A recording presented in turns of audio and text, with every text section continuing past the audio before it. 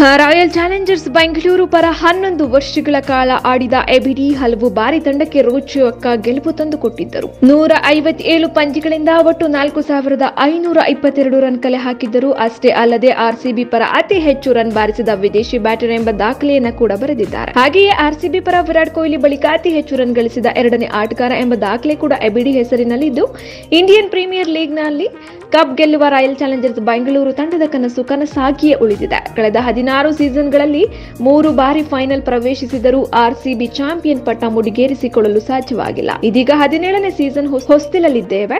ಇತ IPL season 17ರ ಆರಂಭಕ್ಕೂ ಮುನ್ನವೇ ಈ ಬಾರಿ ಕಪ್ ಗೆಲ್ಲುವ ತಂಡ ಯಾವುದೆಂದು ಎಬಿಡಿ ವಿಲಿಯರ್ಸ್ ಹೇಳಿದ್ದು, ಈ ಬಾರಿಯ ಐಪಿಎಲ್ನಲ್ಲಿ ರಾಯಲ್ ಚಾಲೆಂಜರ್ಸ್ ಬೆಂಗಳೂರು ತಂಡ ರಾಯಲ್ ಆಗಿಯೇ ಟ್ರೋಫಿ ಎತ್ತಿ ಹಿಡಿಯಲಿದೆ ಎಂದು ಹೇಳಿದ್ದಾರೆ. ನಾನಂತೂ ಸಾಕಷ್ಟು ಆಶಾವಾದಿಯಾಗಿದ್ದೇನೆ. ಈ ಸಲ ಖಂಡಿತವಾಗಿಯೂ ಆರ್ಸಿಬಿ ತಂಡ ಕಪ್ ಗೆಲ್ಲುವ ವಿಶ್ವಾಸದಲ್ಲಿದ್ದು, ಅದರಂತೆ ಈ ಸೀಸನ್ನಲ್ಲಿ ರಾಯಲ್ ಚಾಲೆಂಜರ್ಸ್ ಬೆಂಗಳೂರು ಮೊದಲ ಬಾರಿಗೆ ಕಿರೀಟ ಮುಡಿಗೇರಿಸಿಕೊಳ್ಳಲಿದೆ ಎಂದು ಎಬಿಡಿ ವಿಲಿಯರ್ಸ್ ಹೇಳಿದ್ದಾರೆ. ಆರ್ಸಿಬಿ ಪರ 11 ವರ್ಷಗಳ ಕಾಲ ಆಡಿದ ಎಬಿಡಿ ವಿಲಿಯರ್ಸ್ ಹಲವು ಬಾರಿ ತಂಡಕ್ಕೆ ರೋಚಕ ಗೆಲುವು ತಂದುಕೊಟ್ಟಿದ್ದರು. 157 ಪಂದ್ಯಗಳಿಂದ ಒಟ್ಟು 4522 ರನ್ ಕಲೆ ಹಾಕಿದ್ದರು. ಅಷ್ಟೇ ಅಲ್ಲದೆ ಆರ್ಸಿಬಿ ಪರ ಅತಿ ಹೆಚ್ಚು ರನ್ ಬಾರಿಸಿದ ವಿದೇಶಿ ಬ್ಯಾಟರ್ ಕೂಡ ಎಬಿಡಿ ವಿಲಿಯರ್ಸ್. ಹಾಗೆಯೇ ಆರ್ಸಿಬಿ ಪರ ವಿರಾಟ್ ಕೊಹ್ಲಿ ಬಳಿಕ ಅತಿ ಹೆಚ್ಚು ರನ್ ಗಳಿಸಿದ ಎರಡನೇ ಆಟಗಾರ ಎಂಬ ದಾಖಲೆ ಕೂಡ ಇವರ ಹೆಸರಿನಲ್ಲಿದೆ. ಐಪಿಎಲ್ ವೃತ್ತಿ ಜೀವನದಲ್ಲಿ ಒಟ್ಟು 184 ಪಂದ್ಯಗಳನ್ನಾಡಿರುವ ಎಬಿಡಿ ಒಟ್ಟು 5162 ರನ್ ಕಲೆ ಹಾಕಿದ್ದು, ಈ ವೇಳೆ 3 ಭರ್ಜರಿ ಶತಕಗಳು, 40 ಅರ್ಧ ಶತಕಗಳನ್ನು ಬಾರಿಸಿದ್ದಾರೆ. ಅಲ್ಲದೆ